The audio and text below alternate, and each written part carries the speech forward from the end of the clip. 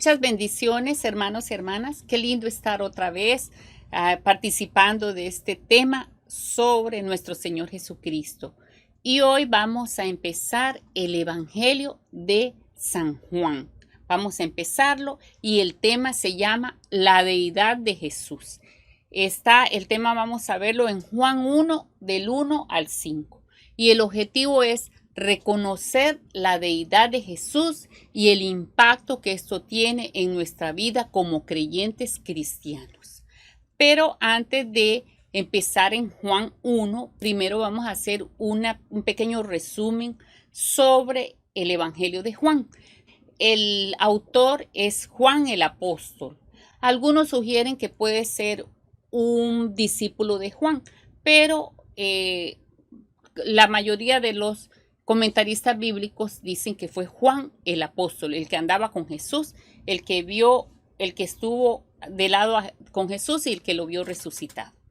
Ahora, este evangelio se escribió después de los evangelios sinópticos.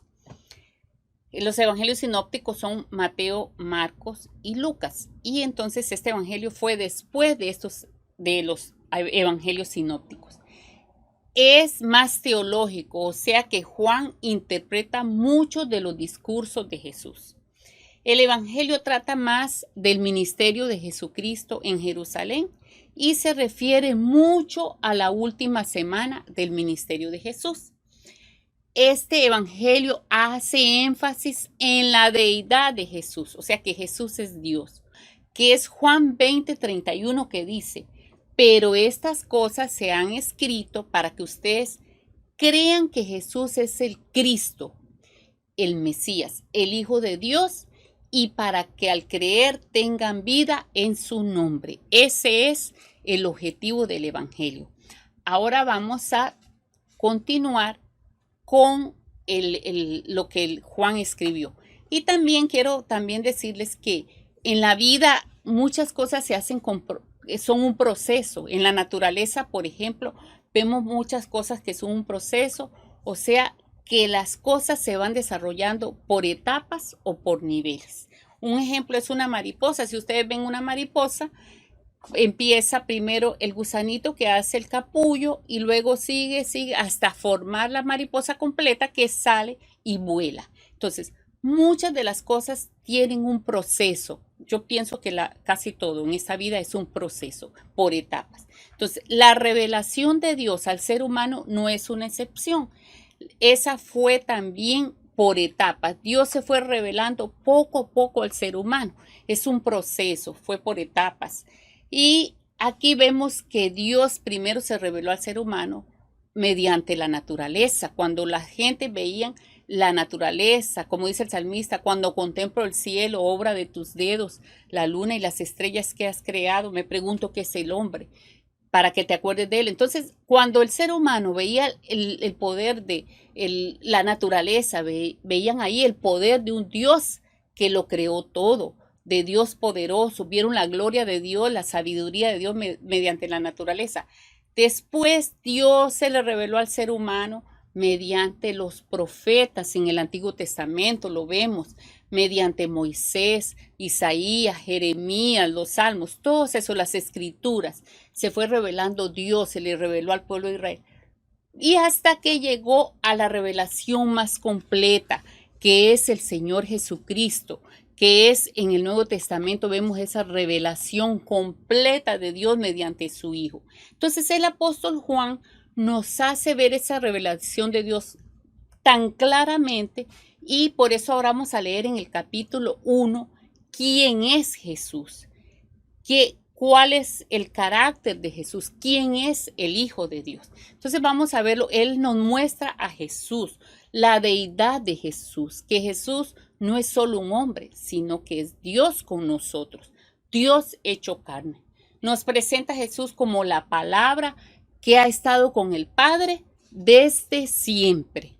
Así que vamos a leer en Juan 1, del 1 al 5. Dice así la palabra del Señor. En el principio era el Verbo, y el Verbo era con Dios, y el Verbo era Dios. Este era en el principio con Dios. Todas las cosas por él fueron hechas y sin él nada de lo que ha sido hecho fue hecho. En él estaba la vida y la vida era la luz de los hombres.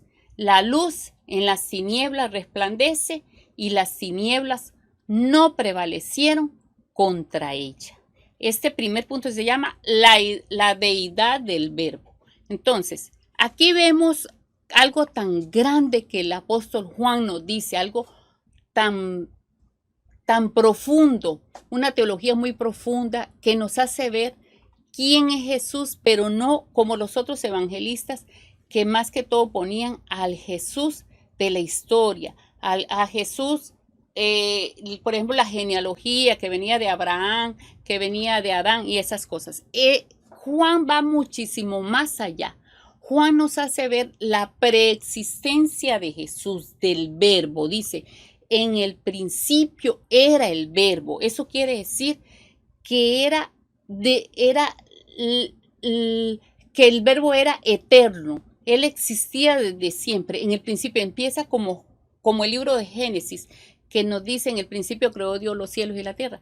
Y Juan habla, en el principio era el Verbo. O sea, que el Verbo, ese era, no es que fue, sino que ha existido siempre, que es eterno, que él no fue creado. Dice, en el principio era el Verbo. Ahora dice Juan 17:5. Ahora pues, Padre, glorifícame tú para contigo, con aquella gloria que tuve contigo, que dice, antes que el mundo fuese. Eso está en Juan 17:5. Aquí vemos claramente la preexistencia de Dios, de Jesús, el Hijo de Dios, que él ya estaba desde el principio, ya estaba con el Padre. Él es eterno. Ahora, dice, en el principio era el Verbo. ¿Qué significa verbo? Verbo viene de la palabra en griego que dice logos. Acuérdense que el Nuevo Testamento fue escrito en griego. Por eso a veces los que enseñan la Biblia dicen, en griego esto significa tal cosa. ¿Por qué? Porque el Nuevo Testamento fue escrito en griego. Entonces, el verbo significa la palabra o logos. Y logos dice el Salmo 33:6 dice, por la palabra de Yahvé fueron hechos los cielos y la tierra. O sea, por la palabra. Aquí el apóstol Juan nos dice, hace ver que la palabra es una persona, es el Logos, el Hijo de Dios que venía a la tierra. No es una característica de Dios, es una persona la palabra según el apóstol Juan. Y dice, el verbo era con Dios. O sea, que el verbo, en el principio era el verbo era con Dios, estaba en comunión con el Padre. Tenía una relación íntima con el Padre, con Dios. Él dice en algunos comentaristas que lo veía, estaban cara a cara el Hijo y el Padre. Dijo Jesús, yo y el Padre uno somos, o sea, tiene una relación, una misma esencia, una relación íntima, una relación de amor tan profundo, el Padre y el Hijo. Y en Juan 17:5 dice, ahora pues, Padre, glorifícame tú para contigo con aquella gloria que tuve contigo. Ahí se ve que tuve, o sea, él estaba con el Padre. Entonces ahí se ve la relación de uno con el otro. Eso está en Juan 17:5, ya lo leímos. Y también en Juan 14:23 dice lo siguiente. Jesús respondió y le dijo, si alguno me ama, guardará mi palabra y mi Padre lo amará y vendremos a él y haremos con él morada. En Juan 14:23, o sea, que se ve la relación íntima, estrecha, recíproca, de proximidad, de intimidad entre el Padre y el Hijo. O sea, que el Hijo es la segunda persona de la Trinidad. Entonces ya vimos dos características, que en el principio, dice en el principio era el verbo, o sea, existía ya el verbo, y el verbo era con Dios, o sea, el verbo tenía comunión con el Padre. Y esta es una de las expresiones más profundas en que los cristianos nos basamos para decir que somos cristianos. Usted no dice yo soy judío, usted no dice yo soy de tal secta, sino yo soy cristiano. ¿Por qué? Porque creemos que Jesús es Dios, porque Juan lo dice, y el verbo era Dios. El verbo es completamente divino. ¿Y quién es el verbo? Jesús. Todavía ahí no lo dice en estos versículos, pero más abajo lo vamos a leer. Dice, todo lo que se puede decir acerca de Dios puede decirse también acerca del verbo, acerca del Hijo. O sea, que el verbo tiene los mismos atributos de Dios. Y varias expresiones lo traducen y el verbo era divino. Ahora, quiero leerles un comentario pequeño que encontré en el comentario del Mundo Hispano, que dice lo siguiente. Este verbo absolutamente divino que existía desde la eternidad como una persona distinta, gozaba de amorosa comunión con el Padre. De esta forma se confiesa una vez más la plena divinidad de Cristo, su eternidad y su existencia personal y distinta. Ese verbo era verdadera deidad y Juan quería que no hubiera ninguna duda al respecto. O sea, que Jesús es divino. Desde la eternidad existe, estaba con el Padre y Él es la segunda persona de la Trinidad. Él era en el principio con Dios, es una repetición para afirmar, para confirmar los versículos anteriores, para hacer énfasis. O sea, que Juan quiere hacer énfasis en que Jesús es hijo de Dios, que estaba con el Padre y que es Dios, participa de esa divinidad.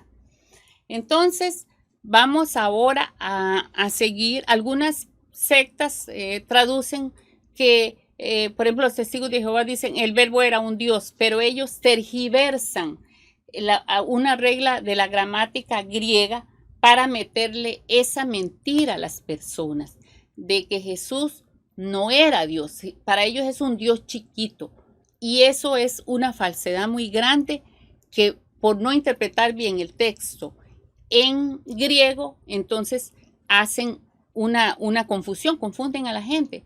Pero imagínense, aún así, si lograran engañar a las personas de que Jesús no es Dios, que solo es un diosito según ellos, o que no es divino, entonces tendrían que cambiar casi todo el Evangelio de San Juan. ¿Por qué? Porque en el Evangelio de San Juan, el evangelista Juan da muchos atributos y muchas características de Dios, o le da las características de Dios a Jesús en muchas partes.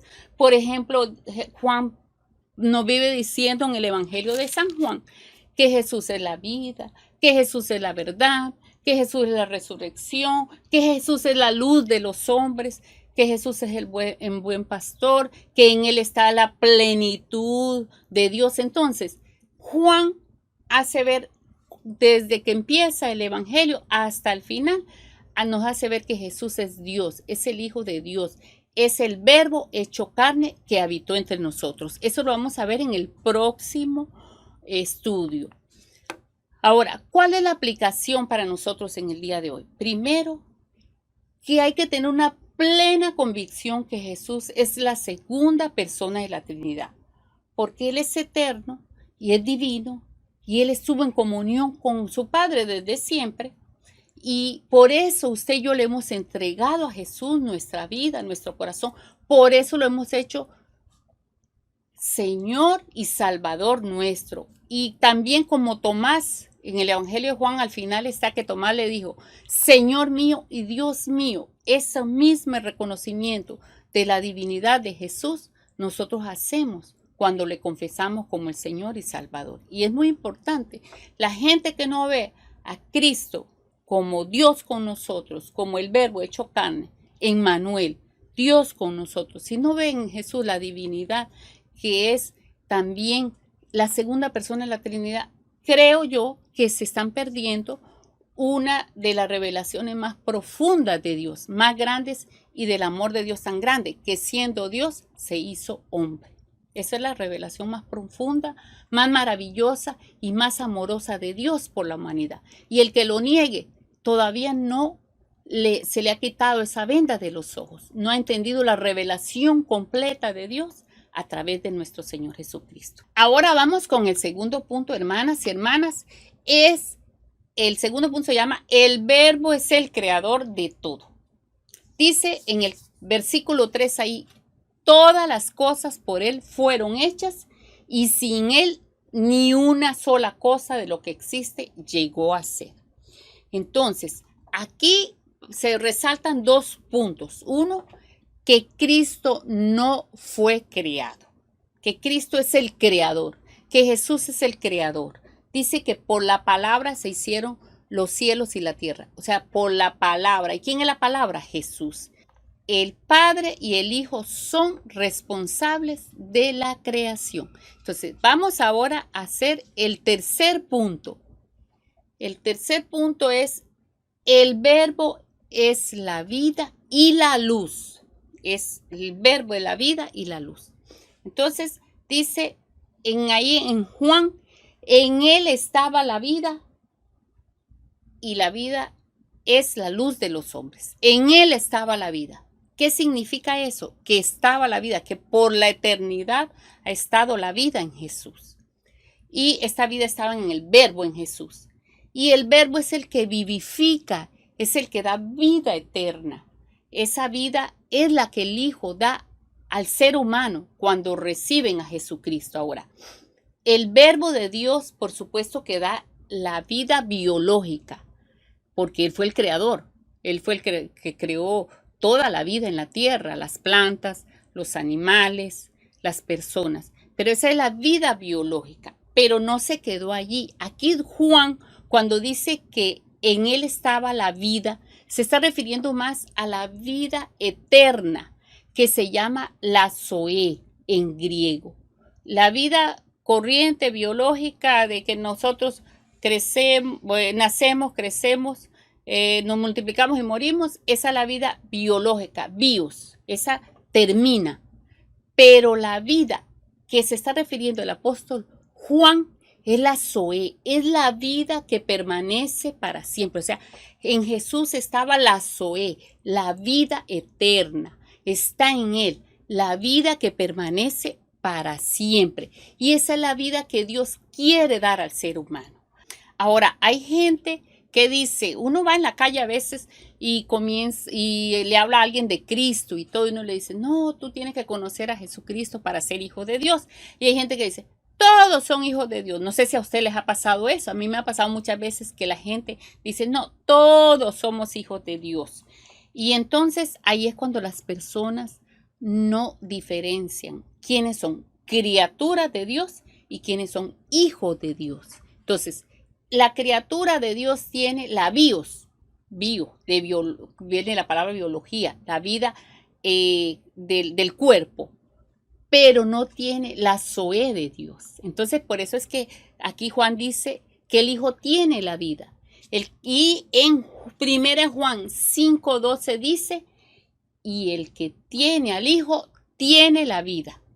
Pero ¿qué pasa con el que no tiene al Hijo? No tiene la vida. Ahí lo dice en 1 Juan 5:12. O sea que no todos son hijos de Dios. Solo es hijo de Dios el que tiene a Jesucristo como Señor y Salvador. El que tiene al Hijo, el que tiene la vida eterna, el que tiene la zoe de Dios. Y los demás son criaturas. Si uno no ha conocido a Cristo como Señor y Salvador y lo rechaza, pues tiene muerte espiritual, no tiene la vida eterna. Por eso hay que seguir hablando de Cristo. Por eso hay que enseñarle a la gente que en Jesús está la vida y la vida eterna. Y también en Juan 20:31 dice: pero estas cosas se han escrito para que creáis que Jesús es el Cristo, el Hijo de Dios, y para que creyendo tengáis ¿qué? Vida en su nombre. Vida eterna. Y también dice en Juan 10:28: yo le doy vida eterna y nunca perecerán. Esa es la vida. Dice que en Él estaba la vida, quiere decir la vida eterna. Ahora, ahí dice: y la vida era la luz de los hombres, la luz de la humanidad. Entonces, la vida se identifica y la luz se identifican con lo espiritual. O sea, cuando dice tiene la luz, también tiene la vida, también significa que la persona tiene la luz de Dios en su vida. Eso también lo vemos en el Salmo 36:9, dice, ciertamente contigo está el manantial de la vida y en tu luz veremos la luz. O sea, que Juan compara a Jesús también aquí en el Nuevo Testamento con lo que decía el salmista acerca de Yahvé.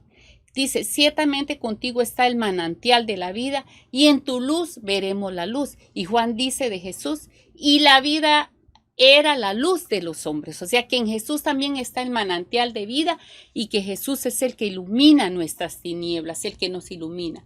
Ahora, cuando dice el verbo es el que vivifica, eso ilumina quiere decir, es una palabra en griego que sí, que se dice fos, como decir fósforo, P-H-O-S, fos, significa que ilumina la vida de los hombres y de las mujeres. Ahora, el verbo de Dios, Jesucristo, no solo da vida eterna, sino que ilumina espiritualmente. Ahora, ¿qué quiere decir eso que nos ilumina espiritualmente? Jesús ilumina al ser humano. ¿Qué pasa?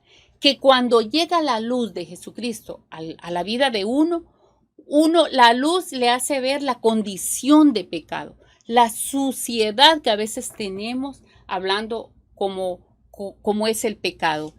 Nos hace ver lo sucio que está en nuestro corazón, nuestra vida, nos hace ver lo perdidos que estamos.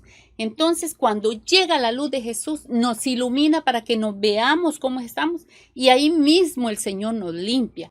Ahora, dice, había un predicador bautista que se llamaba Spurgeon y Spurgeon pone el ejemplo de un trapo sucio en la oscuridad, un trapo muy con muchas manchas, con mucha suciedad, muy feo. Y que lo pongamos a la luz del sol, inmediatamente ahí usted va a ver todo la mugre, todo el barro, todo lo sucio, lo cochino que tiene. Él hacía esa comparación con el pecador. Cuando llega la luz de Jesús lo ilumina a uno y le hace ver que está sucio y que necesita el perdón y la misericordia de Jesús. Ahí es cuando uno entrega el corazón a Jesús. Ahora, la iluminación no es solo para ver el pecado, sino que nos ilumina la mente. Uno comienza a entender la palabra de Dios, comienza a entender la voluntad de Dios, comienza a recapacitar sobre la vida, le devuelve el buen juicio al ser humano. Comienza un proceso de transformación. Eso es que viene la luz. Dice la Biblia, el pueblo que andaba en tinieblas, gran luz le resplandeció. Las tinieblas no pueden contra la luz. Dice en el 5, la luz resplandece en las tinieblas y las tinieblas no prevalecieron contra la luz. O sea, que la función de la luz, ¿qué es? Iluminar los lugares oscuros. Cuando llega la luz, inmediatamente se va a la oscuridad. No pueden estar las dos juntas. La luz y la oscuridad no pueden vivir juntas, sino que llega la luz y completamente todo se ilumina. Entonces la luz elimina la oscuridad, la combate y la vence completamente. El Evangelio de Juan habla mucho de esa lucha entre la luz y las tinieblas, pero que las tinieblas no prevalecen contra la luz. Ahora, ¿qué pasa qué quiere decir las tinieblas? Las tinieblas se refiere a todo lo que se opone a los valores de Dios, al cristianismo. Es la oscuridad moral y espiritual. Es lo contrario a la verdad. Es todo lo que es pecado. Eso es las tinieblas. Ahora, es un sistema de valores opuesto a lo que Dios quiere. ¿Y quién es el que gobierna en la oscuridad? El príncipe de este mundo, que es Satanás. Entonces, ¿cuáles son las características de la oscuridad? Las características de este sistema de valores opuesto a la luz. Es el egoísmo, ese es el sistema de oscuridad que hay ahora. Es el que combatimos los hijos de la luz, los hijos de Dios. ¿Contra qué combatimos? Contra el egoísmo. ¿Por qué? Porque las personas quieren cada día más y más y más para ellos y no quieren compartir. Entonces, ¿cuál es otra forma de oscuridad? El orgullo, el deseo de sobresalir, de dominar a otros, la mentira, la apariencia, la vanidad. ¿Qué otra? Las pasiones carnales desordenadas, la lujuria, los vicios, el sexo ilícito, la violencia, la injusticia, el maltrato. Todas esas son expresiones de la oscuridad, expresiones de las tinieblas. Es todo lo opuesto a la vida abundante que quiere dar Jesús. Cuando Jesús dijo, yo soy la vida y es la vida de los hombres, es la vida de nosotros, es la vida abundante, Jesús. Pero todo esto que acabamos de decir, el egoísmo, la mentira, la violencia, las pasiones ilícitas, la lujuria, la apariencia, todo eso no le da al ser humano llenura, lo que le da más bien es dolor, lo objetiviza, hace al ser humano un objeto y no un sujeto que adore al Señor y una persona que valga, sino que todo esto más bien denigra al ser humano. Eso es lo que las tinieblas quieren, denigrar al ser humano. Entonces Jesús vino para quitar las tinieblas y para que la luz de Cristo alumbre en nosotros, en nuestra familia, en nuestra vida, en nuestro corazón, en todo nuestro ser. Jesús hace al ser humano un sujeto que vale. En cambio, el enemigo quiere hacerlo un objeto de manipulación. ¿Ve? Entonces, dice el Salmo 18:28, tú encenderás mi lámpara, Jehová Dios alumbrará mis tinieblas. Oiga qué hermoso. El Señor alumbrará mis tinieblas, me guiará, me quitará esas tinieblas que hay en mi vida. Y Jesús dijo, yo soy la luz del mundo, el que me sigue no andará en tinieblas. Mire qué hermoso lo que Jesús vino a hacer por nosotros, a quitarnos nuestras tinieblas, esa vida que llevábamos de maldad, de que no tenía sentido, de depresión, de tristeza, de odio, de ira. Todas esas son parte de las tinieblas y Jesús las quita. Las tinieblas no prevalecen, las tinieblas no pueden sostenerse cuando llega la luz de Jesús a nuestra vida y a nuestra familia. Por más que el enemigo, el príncipe de este mundo, quiso entorpecer el plan de Dios, no pudo contra Jesús, porque Jesús es la luz. Las tinieblas no pueden contra él. Y si usted está agarrado del Señor Jesucristo, tampoco pueden contra usted. Una vez que usted es hijo de Dios, no vuelve atrás. ¿Por qué? Ni a las tinieblas, porque la gracia de Dios lo sostiene. Dice en 1 Juan 5:18, sabemos que los hijos de Dios no se caracterizan por practicar el pecado, porque el Hijo de Dios, que es Jesús, los mantiene protegidos y el maligno no puede tocarlos. Eso está en 1 Juan 5:18 en la Nueva Traducción Viviente. Ahora, ¿cuál es la aplicación? Las tinieblas no prevalecerán contra nosotros. Siempre las tinieblas, el enemigo querrá tentarnos en muchas formas. Nos incitará para lo malo, pero nosotros como hijos de Dios tenemos la luz de Jesús y Él nos guiará con su Santo Espíritu. Usted puede tener una tentación ahora mismo de las tinieblas. El enemigo puede querer que usted siga las tinieblas, por ejemplo, una tentación de un pecado, puede estar ahora sufriendo una tentación, puede estar sufriendo una amenaza, el enemigo de otra situación. A usted lo pueden atacarle a alguien para querer quitarle la vida abundante, pero usted se agarra del Señor Jesús, que es la luz que lo alumbra, que es la luz que lo ayuda a vencer las tinieblas, a vencer la tentación, a que el enemigo no pueda cometer una injusticia contra usted. Entonces, ahí el Señor siempre lo va a ayudar. Todos tenemos pruebas y el enemigo quiere que nosotros fallemos y que nosotros nos metamos en las tinieblas, pero ya no, porque usted es un hijo de Dios y el Espíritu Santo le da la fuerza y el poder de Él para decirle no, y la luz de Jesús lo va a guiar todos los días a través de su palabra, a través del Espíritu Santo, a través de esa obediencia a Jesús. Juan 16:33 dijo Jesús, les he dicho todo lo anterior para que en mí tengan paz. Aquí en el mundo tendrán muchas pruebas y tristezas, pero anímense porque yo he vencido al mundo. Nueva Traducción Viviente dice, oiga qué lindo, tendrán muchas pruebas y tristezas, pero anímense porque yo he vencido al mundo. O sea, que el enemigo no puede contra un hijo de Dios, contra uno que está en la luz de Jesucristo. ¿Cuál es la conclusión, hermanos y hermanas? Que el Verbo, o sea, Jesús es Dios.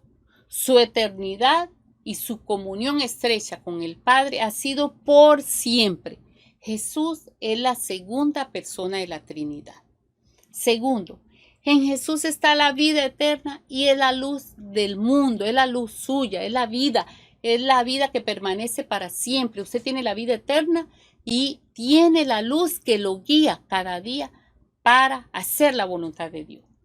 Tercero, las tinieblas no pueden apagar esa luz, no pueden prevalecer contra la luz de Jesús. Cuando usted está con la luz de Jesús, alumbrándose con la luz de Jesús, las tinieblas no pueden contra usted. Por más que quieran atacar, el Señor lo guarda y el Señor lo ayuda, lo fortalece y lo defiende. Y cuatro, como hijos de Dios, los cristianos tenemos la seguridad de la vida eterna y que la luz de Jesús nos iluminará siempre. Ahora, preguntas de reflexión para las redes. Primero, ¿por qué creemos que Jesús es la segunda persona de la Trinidad? ¿Por qué creemos que Jesús es la segunda persona de la Trinidad? Segundo, ¿cuál es la diferencia entre el bios y la zoe? O sea, como el bios viene la palabra biología y la zoe de Dios. ¿Cuál es la diferencia entre bios y zoe? De esas dos palabras que son griegas. Tercero, ¿cuáles son los dones que Jesús da al creyente y qué significa cada uno de ellos según este estudio bíblico? ¿Cuáles esas dos cosas que Jesús da para el ser humano, para el creyente? ¿Y qué significa cada una de ellas? 4. ¿Qué significan las tinieblas en este pasaje bíblico? De acuerdo a lo que hemos estudiado, ¿qué significan las tinieblas? Y 5. De 2 ejemplos comunes de tinieblas y cómo el cristiano puede brillar con la luz de Jesús. O sea, de 2 ejemplos comunes de tinieblas que haya en su alrededor y cómo, o que lo puedan atacar, y cómo el cristiano puede brillar con la luz de Jesús. Que el Señor los bendiga a todos y a todas. Estaremos, si Dios lo permite, en el próximo estudio sobre Juan, y espero que haya sido una bendición muy grande este estudio, así como lo fue para mí. Que el Señor los bendiga y nos vemos hasta el próximo estudio.